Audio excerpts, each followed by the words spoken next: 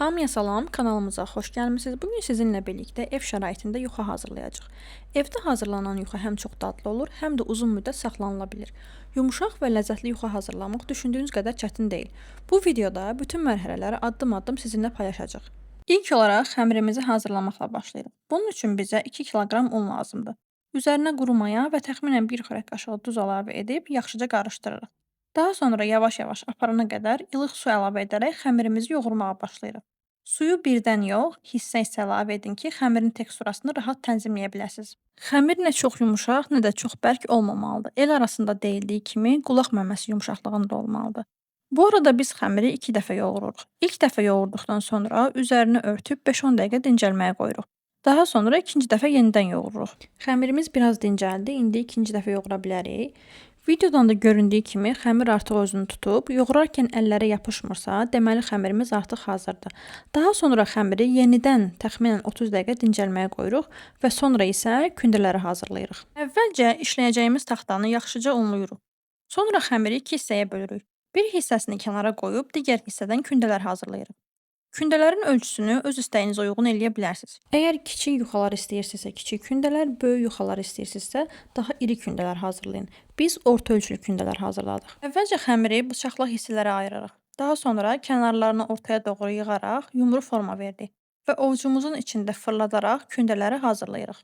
Bütün kündələri bu qaydada hazır edirik.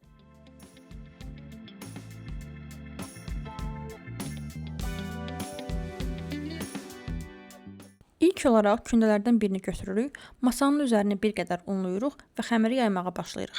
Xəmiri dairəvi formada açırıq. Yuxa kifayət qədər böyük ölçüdə olmalıdır, amma çox nazik olmamalıdır. Əgər xəmir həddindən artıq nazik olarsa, sacın üzərində cırıla bilər. Xəmiri oxlovun köməyi ilə istədiyimiz ölçüyə qədər yaydıqdan sonra ehtiyatla oxlova doluyub birbaşa sacın üzərinə yerləşdiririk. Yuxa çox tez bişdiyi üçün bu mərhələdə diqqətli olmaq lazımdır.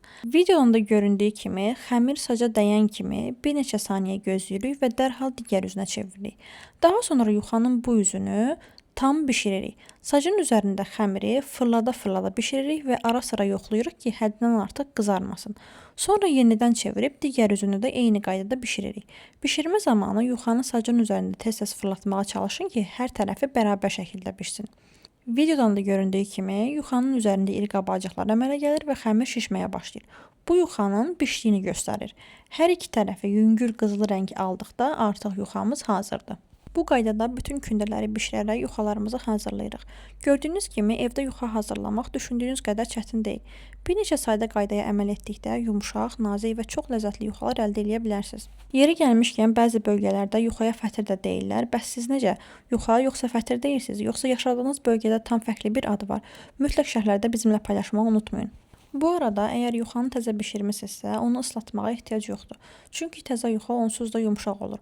Amma bildiyiniz kimi, yuxa qaldıqca bir qədər sərtləşir və kövrəkləşir. Ona görə də istifadə etməzdən əvvəl ıslatmağınız məsləhətdir. Videoda bunun ən sadə üsulunu göstəririk. Bir qaba bir qədər su tökürsüz və əlinizlə yuxanın üzərinə su səpirsiniz. Çalışın ki, su yuxanın hər tərəfinə bərabər şəkildə yayılsın. Bir neçə dəqiqə gözlədikdən sonra yuxa artıq tam hazırdır, istifadə edə bilərsiniz. Ümid edirik ki, reseptimizi bəyəndiniz və siz də hazırlayacaqsınız. Videomuzu bəyəndinizsə, kanalımıza abunə olmağı, videonu bəyənməyi və rəylər bölməsində öz fikirlərinizi bizimlə bölüşməyi unutmayın. Növbəti videolarda görüşərik. Hələlik!